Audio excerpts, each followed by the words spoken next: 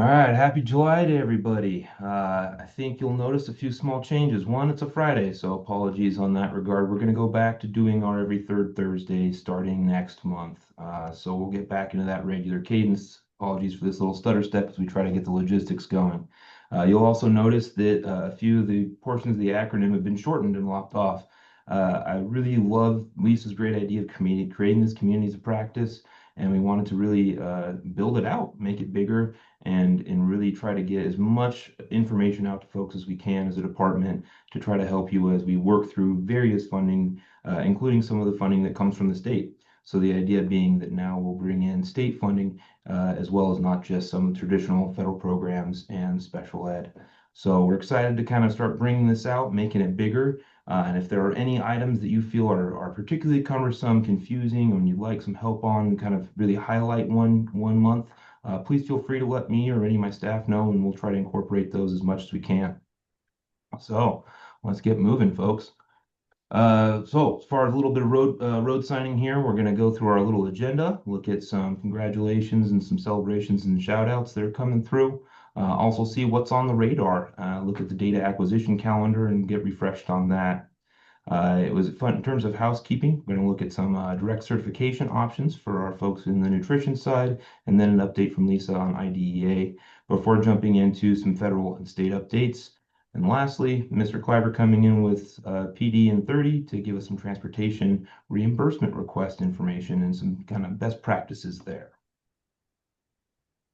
So, some celebrations and shout outs. So, we have quite a few folks that are turning through. I think a lot of you are experiencing the same thing out in the districts and the charters.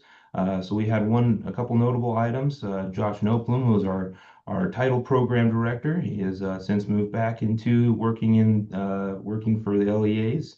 If you know anyone who's going to be super capable and excited to join our team, please send them our way. Also, Scott Graff will be taking over a position as a deputy director over at Idaho Public Television, and Karen Striegel is retired. So a couple notable folks that you may have heard a lot of things from in the past that are no longer with the department or will be leaving shortly. And another celebration, you survived fiscal year 25, whether that was a full sprint to the finish line or a familiar waltz for you. Congratulations, you made it through June, and there's always more time to correct things as we go. Another small item, we did get a heads up. We're seeing news come through that 21st century grants are going to be made available to the state of Idaho. That said, we do not have the grant award notification from Department of Ed, so we don't have exactly all the things tied in, but we are told that it should be coming through next week. So we're quite excited about that, and we will have more information coming out officially very, very shortly. As for usually we have kind of a recollection of the prior month, and I don't think I could possibly go through rank and serve as well as Austin did. So I'm just going to let the man speak for himself in a recorded version, which we'll have on the slides and are already posted on our website. So if you need to relook at some of that rank and serve and some of the information that Austin provided last time in the PD and 30, that'd be best found on our website. So what's on your radar? We're going to look real quick at our data acquisition calendar and what's coming up. So a couple of items for the end of the month. We've got our bus inventory and odometer report, which is fairly timely since Zane is going to be one of the folks who's kind of looking at some of those items, as well as some IC uploads for your financial transparency. Before hitting into September, we've got some in the early part of September for special education, including the early intervening services. And then also later on in September, starting to see some items for your Title 1C migrant, Title 1A for some of your annual performance report, and then Title 1D as well. So just a few items to be aware of that are coming up as we move through the year. There's always things to report. A little bit of housekeeping.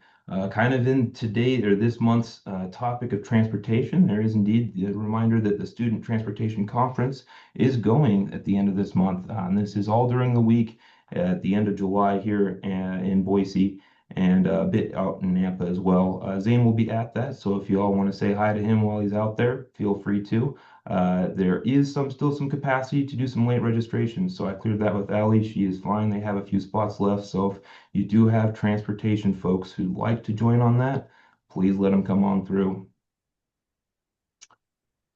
Oh, and that's going to try to take me out. See, this is the only problem with being helpful and putting links into things. You can click on them. So, next slide here. Uh, Another item, real quick, just a heads up. So, the direct certification system over in the nutrition side is open and open for matching. So, never a bad idea to get those things set up sooner rather than later. So that way, families are aware of their status.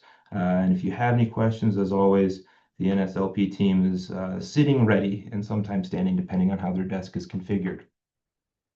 Next, we'll go to Lisa for a quick update on some IDEA.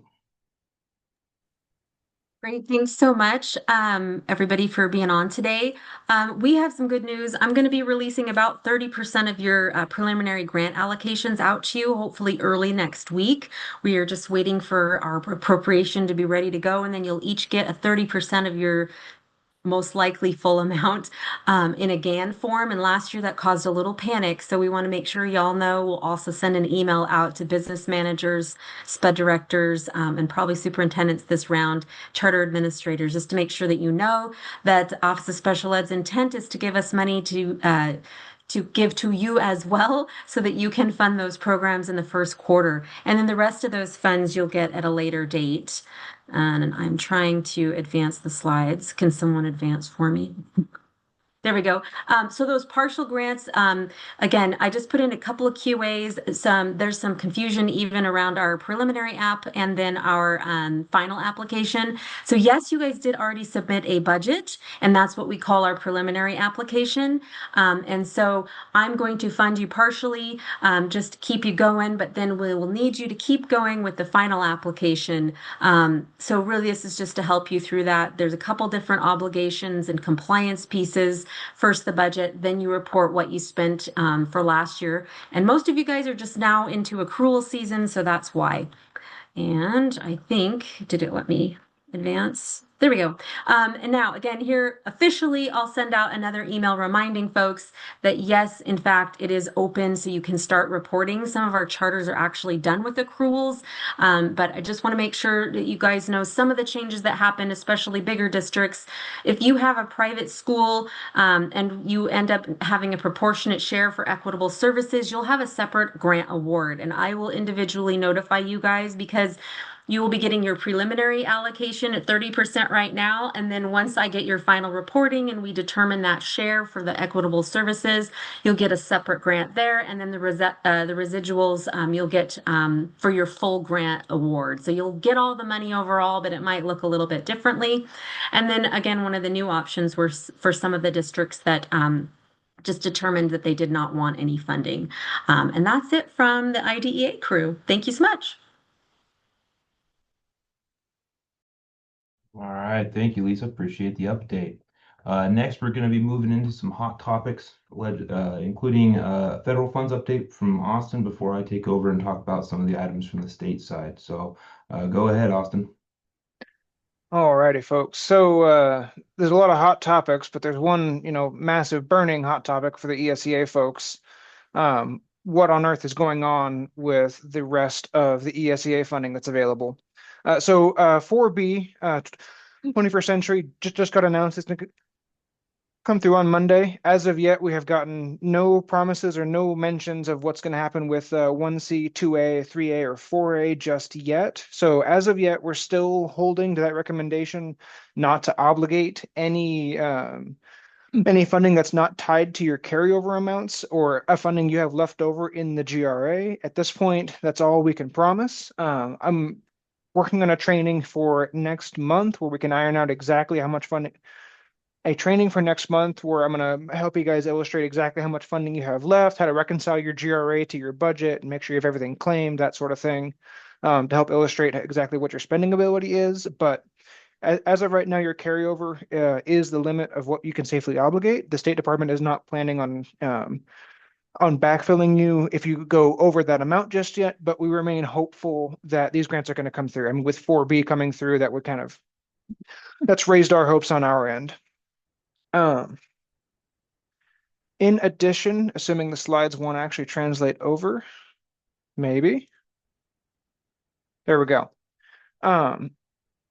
thanks to all of your guys' hard work, only a couple of districts didn't manage to get their CFSGA submitted before or on July 1, meaning that even though the allocation amounts that are in your CFSGA for Title 1C, 2A, 3A, and 4A are effectively placeholders, they're informed guesses of what we thought you may get during the planning part of the year. Just because you've put a budget in under those amounts means that once we do get real numbers from Ed, when we populate those numbers in, you'll be able to claim any expenses you've incurred since July 1 or the date of your submission of your application. So even though it's kind of a dummy budget, it's still important. That and completion of that part of your application is still essential to get your Title 1A um, allocation in the GRA. So like even if the 1A part of your application is approved, if we have an error in your 3A application, we still need to get that fixed before 1A can get to your GRA.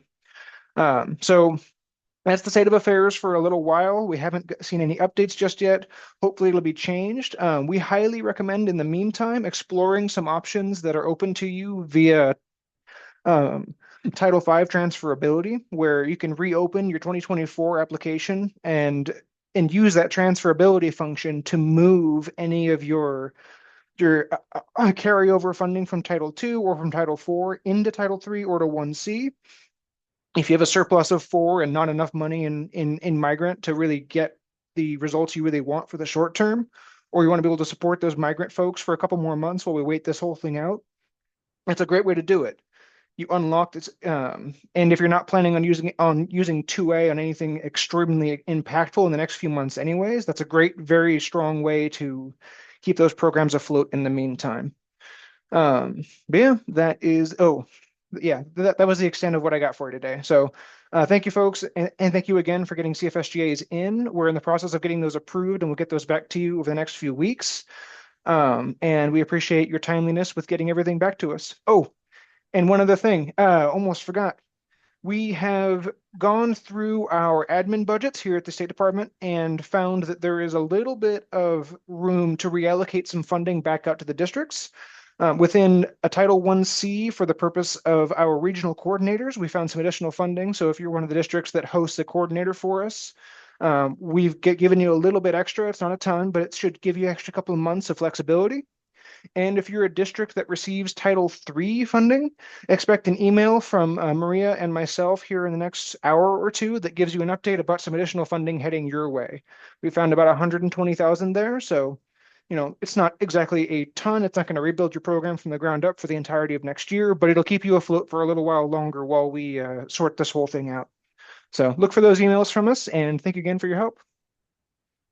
And thank you, Austin. You and Maria have done some great work trying to make sure that we can get as much out as we can to folks and still be able to meet all of our legislative requirements. So thank you very much for that. I'm going to give a little bit of a quick state update as far as on the state side. I know there's been a lot of things moving around on that end as well. One of the main ones is that the Division of Financial Management, which is the governor's budget arm, has asked for each department to make a plan for the 2%, 4%, and 6% cuts. And these would be holdbacks that would hit in fiscal year 26, our current fiscal year. We recognize that that is pretty terrible timing, and it makes it very difficult for you all that now that you've kind of entered the part where your contracts are signed for your folks and you're kind of going a certain direction, and it's very difficult to change that direction midstream. So we are looking internally at what those look like for both our department budget, so what we do to pay our staff and do our work, and also the public school side. We are trying to take feedback. So many folks have been included in some meetings we've had trying to solicit feedback from LEAs as far as where is the spot that we will do the least amount of harm if we do have to see general fund holdbacks, recognizing that no holdback is probably a good holdback in this particular case, but trying to figure out what is going to be the least painful so we can instruct both the governor's office and the legislature on what might be the least harmful way to implement holdbacks if we get to that. Now that said, as we've been talking with the governor's office, they don't see this as a burning likely scenario. It doesn't appear that tariffs have caused a greater impact on the economy, and things seem to be going well. But we also haven't seen official reports come out for our tax collections for the months of June or July yet. And those generally come out about the end of July. So that's not necessarily abnormal, but we don't have a great deal of data on where we're at in terms of tax collections to really advise you all on how likely these might be. So if you do have ideas or things you'd like to share, please feel free to email me, call me, whatever you all think might be the best way to get that to us as far as, please don't cut X, or if we had some flexibility in D, that would be really helpful. Things like that are very helpful. We enjoy hearing your perspectives on these things, and we're trying to do the best we can to accommodate. Additionally, we have been asked to provide and request only a maintenance budget. So each year, the governor's office tells agencies and instructs them on how to create their budget with a few baseline things. Most of those are technical, and this year it included a request that state agencies try to minimize the impact on the general fund this coming year. So a maintenance budget in this case means no new line items, no new projects from the general fund, but placeholders for things like health insurance, change in employee compensation for our pay raises, and then in terms of the public schools budget, all of those statutory distributions that are required in statute, we'll still be putting in things for that. So we'll still have adjustments for support units and transportation. Those sorts of items are still required by statute, so we will still include those in our budgets. We are also trying to identify ways that we can help push money out that don't rely on the general fund, and also trying to recognize the fact that operation costs have not gone down for schools. And as of recognizing that, trying to find ways to get money to you all to help pay for those operations. So while we've been asked politely to do maintenance budgets, I don't know if that's where we're going to land. Again, if you have questions on this or you'd like some help understanding what this might look like, please feel free to reach out to me, and we'll try to get you as much information as we can. All right, now it's going to become the Zane Cliver show with a little bit of PD and 30. So Zane, I'm going to give you control here, and you can go ahead and take it away, partner. Awesome. Thanks, Rob. As Rob mentioned, my name is Zane Cliver. I am the Senior Financial Specialist for Student Transportation.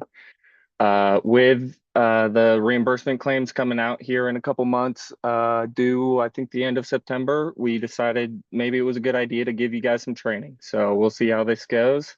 If you have any questions that are more specific to your guys' reimbursement claim, please, after this, just make sure to send me an email or talk to me at the Student Transportation Conference, like Rob was saying. All right.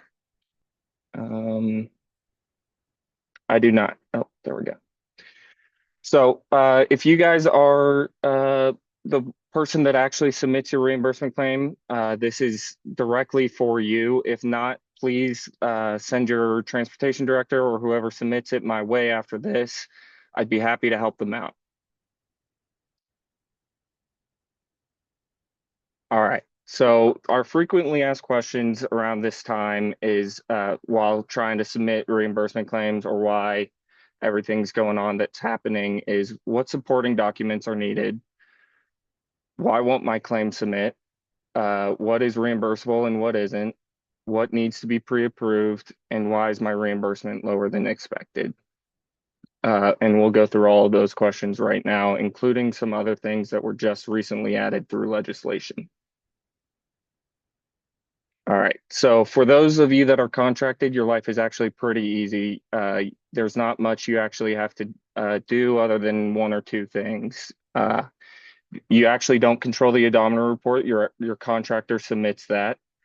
The one thing you do need to do is mileage summary, and as long as that is beneath the submitted odometer report, you guys are good. You guys are perfect.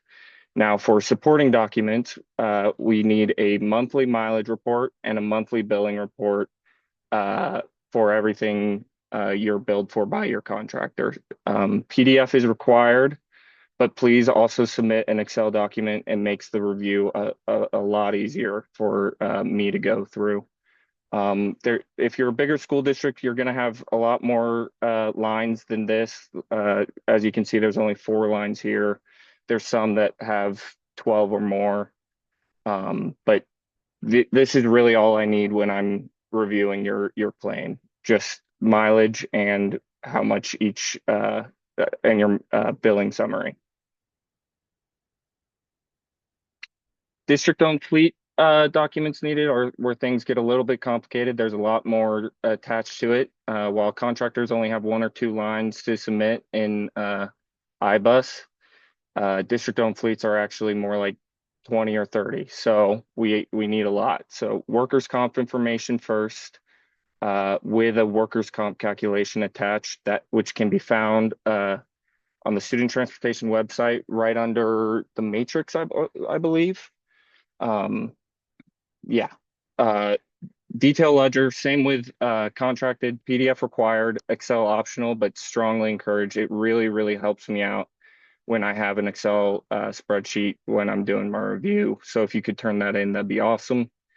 In lieu mileage and unsigned in lieu contract, if applicable. So if you have in lieu students and in lieu parents, please submit both of those documents.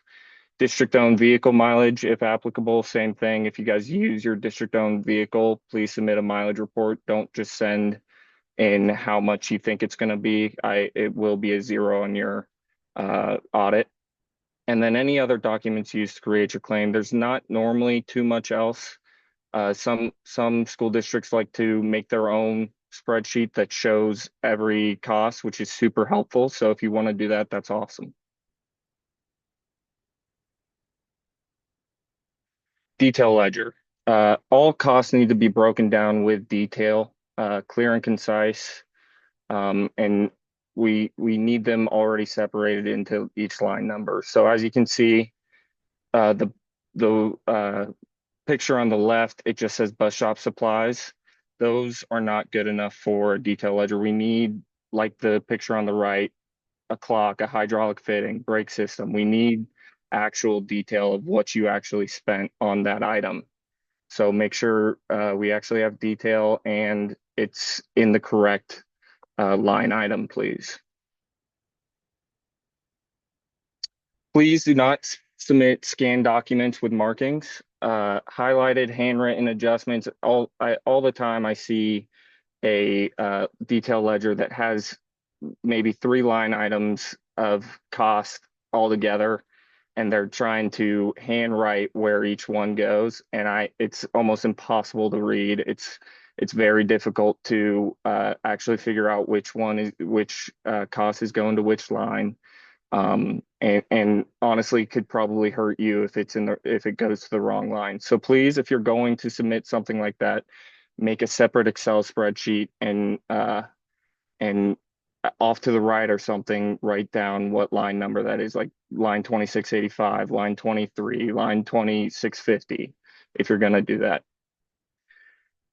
If some items are not in the correct, yeah, just went over that. Please, no pictures or other non-editable files that isn't a PDF. That makes things really difficult when going through and making sure everything is okay. Reimbursement claim issues when submitting. The most common ones are mileage summary has not been started, or there's no supporting documents. So make sure you get both of those turned in.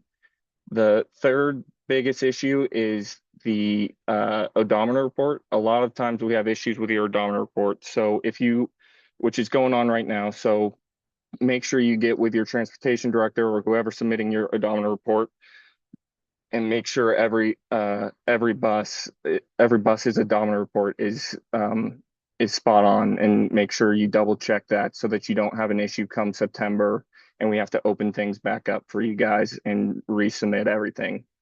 I believe those are the 3 biggest issues, not much other than that. IBUS always kind of kicks things back sometimes. So if you have other troubles that you aren't understanding, please feel free to email me when that time comes. All right, so the matrix. So me, Rob, and Allie are actually working on a new matrix, and we're hoping to get that out sometime after the conference here in a few weeks. I know we say this every year. We've had troubles in the past with it, and with legislation changes, we were holding back on it. But I think this year is really the year we'll be coming out with a new matrix, and because we know the matrix is a little bit wonky sometimes. It doesn't always tell you exactly where you need to be or it's very confusing. Like some items are listed twice at two different percentages. But there are other parts that are very, very helpful. So if you want to find that, it's at the student transportation homepage, um, along with the reimbursement claim instructions, which are actually very helpful as well. And I believe that might have just been updated. So if you can't find your cost though in the matrix when you're submitting a claim, please feel free again to email me, call me, somebody on the student transportation team. Lloyd can be a great help with those things. Allie's a great help. Anybody will send you in the right direction on the team. So pre-approvals. So these are a big one. I get a lot of questions every year on this. They're mainly large purchases. Every once in a while, we'll get some training ones that are pretty low, but normally they're $5,000 and above. There's a few that are like you need it to get reimbursed. The specific ones are radios, routing and diagnostic software, cameras, and cell phones in lieu of radios. When you are submitting that, it needs a receipt or an estimate in the supporting documents. And again, if it's a large purchase and you're scared to buy it and not know if it's reimbursable, please just send a pre-approval and we'll let you know before you buy that.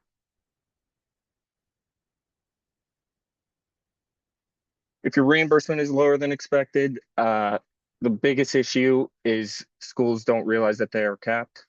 IBUS will tell you you're capped. I can say last year that our cap was 667 for cost per mile and $1,666 for the cost per rider. I imagine that the cost per mile will be around $7.10 this year and around probably $1,700 for the cost per rider.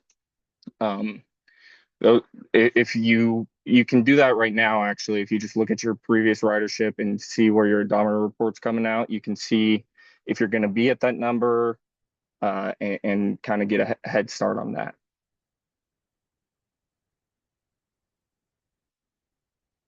All right, so now to the new changes. So last year, we went into legislation season with a bunch of changes.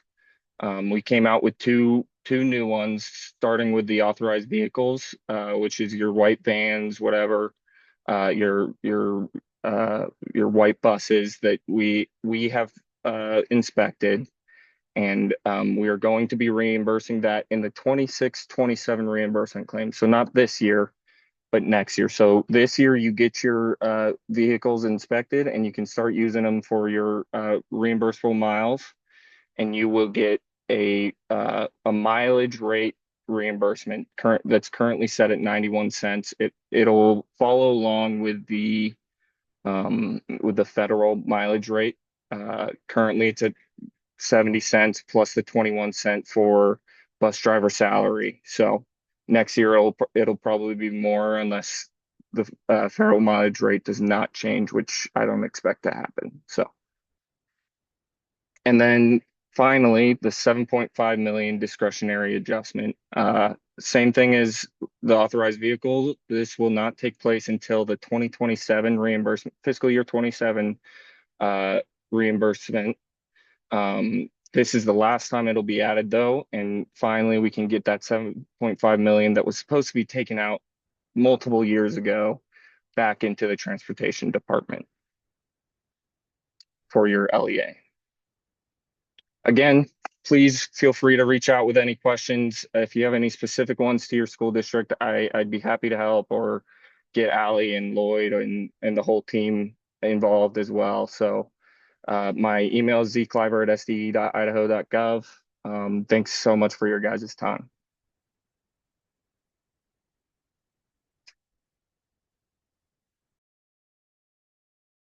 All right, with that, do we have any questions from the folks in the audience?